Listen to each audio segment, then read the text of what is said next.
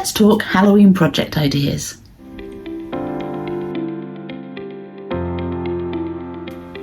So as I mentioned, we're thinking about Halloween projects today. Specifically, we're looking at sewing projects that look like they're probably going to be quick and easy, so we're not talking garments.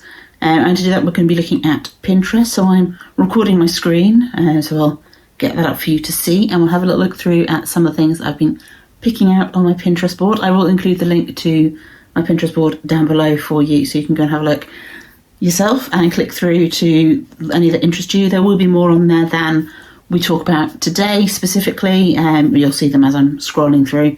But then that way you at least get an idea of the sorts of things that you could do. Some of them will take you through to patterns or blogs, that kind of thing. Others will just be an idea. Sometimes it'll be something that you might be able to purchase the finished item of, but you could also do a similar concept with your own design if you wanted to. So without further ado, let's take a look at the Pinterest board. So we're having a little scroll through. These are all just sewing ideas. Some of them are quilting, some of them have a bit of embroidery, some will be hand sewn, some would not be. So one of the ones that is something that I believe you can actually buy as a finished project is this Primitive Stitchery. So I think this is an Etsy shop. So they've described this as a candle mat. That looks to me like it's made out of felt. So a bit of applique going on with blanket stitch happening. There might even be some gluing going on, some fabric adhesive going on. But it's a nice simple design. I think it would look good as a wall hanging as well as a table setting type mat. And yeah, you could easily come up with your own design for that. I'm thinking haunted house, cat's face, that kind of thing. So I thought that'd be quite simple, little hand knitting project. Easily plenty of time to get that done before the 31st and Halloween. I mean, we're looking at, we're on the 10th as I'm filming, so you'll be seeing this on the 11th. And see what she's done on the right here. Somebody's done something similar as a placemat there. So yeah, you get the idea. This is the thing with Pinterest. Once you click into one thing, it gives you lots of other ideas. So yeah, so something like this, something graphic, something simple, some sort of table decor, I think would be a nice, simple project, particularly if you were hosting a Halloween party. So what else do we have? Bear with me a moment while I just navigate Pinterest, because it's decided that it wants to show me its own thing. I didn't want to go back to the home. There we go. So let's just open that up in a separate tab. There we go. I know what I'm doing now. Isn't technology brilliant?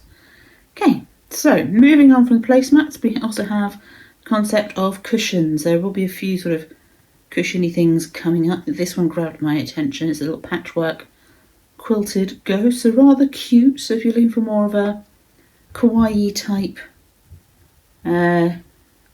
cushion, something like that would work. This one again has an Etsy shop, so it could be purchased there. This one next to it, which is listed as a Ghost Applique Plus matching plush toy. So this again, they've got somebody with an Etsy shop, but it gives you an idea of the sorts of things you could do if you had an embroidery machine. Obviously, I'm not saying replicate the designs of something that somebody's made to sell exactly, but it gives you an idea of the sort of things you could do. Sticking with cushions, we have this patchwork. That looks like it might be foundation paper piecing. Not that I've ever done any of that, but you get the idea. So it's in quadrants, rather spooky imagery. And this one is a patterns account. So yeah, so this person has an Etsy shop to sell their patterns. So they've got Scrappy Halloween, they've got Happy Pumpkin, a Batty Bat, a Ghost, a Skeleton Skull. So there, yeah, you can get the pattern to make your own of this one on Etsy. This will probably be a bit of a trend that there'll be patterns available on Etsy. Then we have these rather sweet little voodoo dolls. So felt Halloween voodoo dolls. Again, this would be a nice, simple sew. That looks like they've been hand sewn, which I think adds to the charm. So yeah, spooky ornament set PDF available as a PDF or an SVG, which is a cutting file. I don't know if that's the only thing you use SVG, but I know my Cricut machine uses SVGs. So yeah, so that would be another simple little cute Halloween themed pin cushions. That would be fun, wouldn't it? These are designed as ornaments, so you'd use them as decor, but yeah, you could easily use a voodoo doll type of thing as a pin cushion.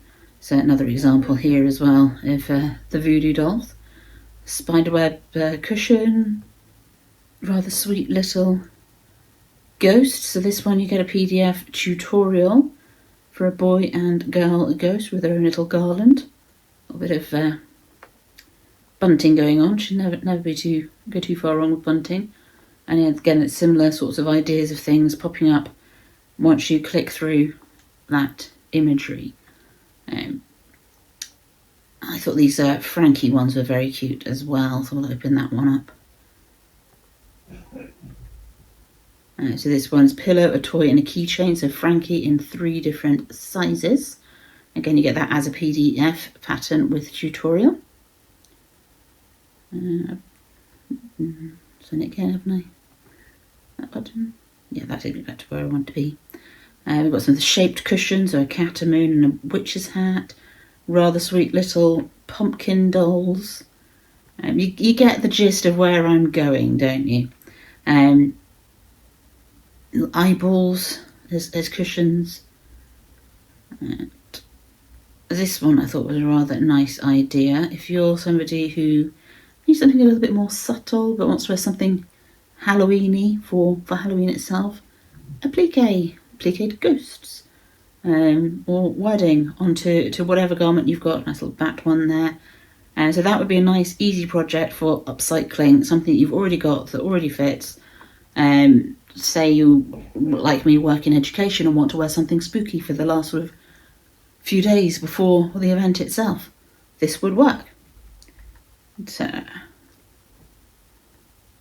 spiderweb quilt. This is going to be a bit more of a longer project. You might want to work on it over spooky season. Depending on what size you end up doing, that could be a project to have ready for next year. A small one you might be able to get done in October. And we are almost halfway through now, so it might be pushing it slightly. But you could use scraps of Halloween themed fabric. So now would be the time to stock up on the fabrics to use. Make up some stuff and then use your scraps to make a quilt like this, or just buy Halloween themed fat quarters, whatever works for you. But yeah, I thought that's quite a nice simple little bit of decor that could come out for Halloween each year. Obviously Halloween trick-or-treating, you're going to need some bags. We have a nice cat shaped bag here with embroidery for the face. That would be great for instance, if you had somebody dressed up as a witch going around trick-or-treating, having a black cat trick-or-treat bag would be a great addition to their costume. It's going to take quite a few goodies in it. Little applique tote bags. If you're somebody who does the seasonal decor thing, which I'm trying to work towards in my home, then there's always this banner with a ghost on it. You could also switch the ghost out for a different Halloweeny type picture. I've got several ghosts there. You could do it with a witch on it, you could do it with a cat on it, whatever works for your decor scheme.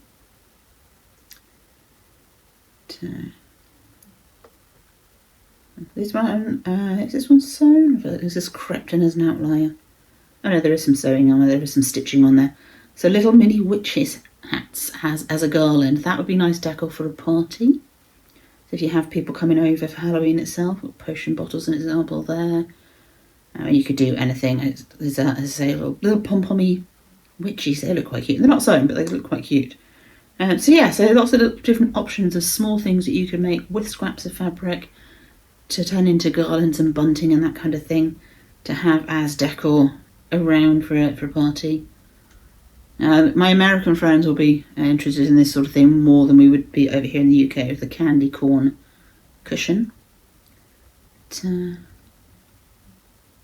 Quite sweet. Some more big basket type bags.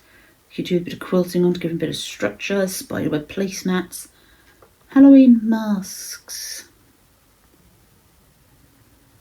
So fabric Halloween masks are going to be nice and comfortable to wear when it lets me see it again. So nice and comfortable to wear. Do any shape you like. This one's got sort of like a cat theme to it, but using Halloween printed fabrics is a nice way to go. And yeah, nice and simple for your Halloween costume. There's a little addition to it. Little felt ornaments. Obviously fabric pumpkins. You couldn't have a Halloween themed making pattern idea, project idea thing without the fabric pumpkin. You do no-sew ones and sewn ones. Pumpkin cushions. I think these pumpkins look quite sweet.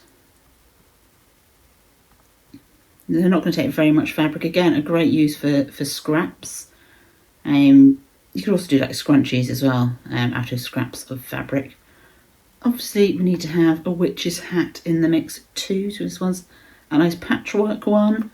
So in the example, they've just used scraps of fabric that sort of fit in with their style anyway, rather than specifically Halloween ones. But you could get Halloween themed prints, and that would work quite nicely. A bit of slow stitching on it. I quite like the shape of that one as well. It's not your standard witch's hat. I like this one to the right, which is a bit more traditionally witchy shaped. So yeah, Halloween is going to be the time for the pointed hats, really, isn't it? So yeah, all sorts of different options there. It's a variety. Oh, so somebody's taken a bucket hat pattern to turn into a witch's hat. Nice idea. So yeah, so lots of information about how to make various styles of witchy hats popping up as you click through on Pinterest. And more little plushy, cushiony things. These ones are bat shaped. So these ones I think are kind of like plushy sized ones, but I have seen like cushion sized one. Here we go. A bat pillow tutorial. So that's a cushion sized bat. Hanging upside down ones as well. So there's lots of options of ways that you can adorn your front room with bat type things. It would go down very well for the time of year. If you're more of a person who likes to make spooky treats, then how about a ghost shaped pot holder? Again, nice and simple, low on the fabric usage, but yeah, that would be a nice effective little item to have. And handy as well. Pot holder is always useful.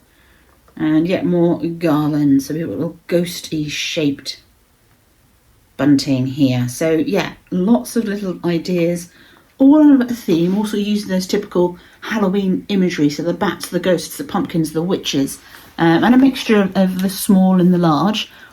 Will I be making any of these between now and Halloween this year? Who knows? I'd quite like to. But I do have quite a few things on the go at the moment and things I need to get done to a deadline, so we'll see. If I can fit them in, I might do something small. Maybe like a witchy hat or a